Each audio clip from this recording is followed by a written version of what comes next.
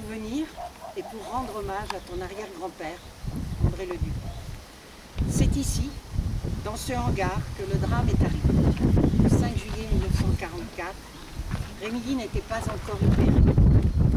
Ce jour-là, André Leduc, 34 ans, papa de 7 enfants, est arrivé ici chez lui, accompagné de 2 de ses petits garçons. Jean-Gabriel, 8 ans, Yves, 7 ans, les frères de Jeanne et Antoine qui sont là aujourd'hui. Il a trouvé des Allemands, dont un officier SS, qui fouillait chez lui dans la réserve de bois. Ils espéraient vraisemblablement y trouver des armes cachées.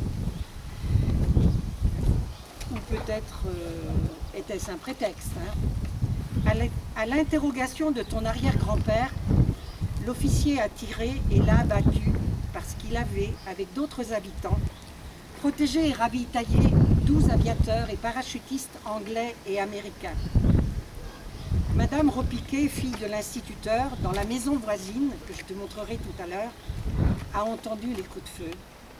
Elle a vu les 2 pauvres petits qui s'enfuyaient en criant « Ils ont tué papa, ils ont tué papa !»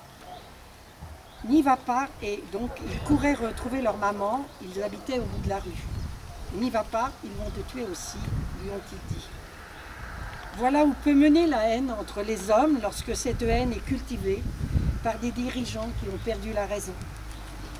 Ton arrière-grand-père avait mis toute son énergie à protéger ses militaires anglais et américains parce qu'il avait compris qu'eux-mêmes risquaient leur vie sans nous connaître pour nous libérer de la tyrannie nazie.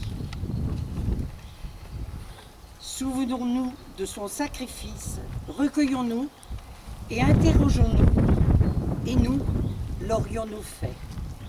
Nous allons observer une minute de silence, si tu veux bien, et après tu pourras déposer la parole.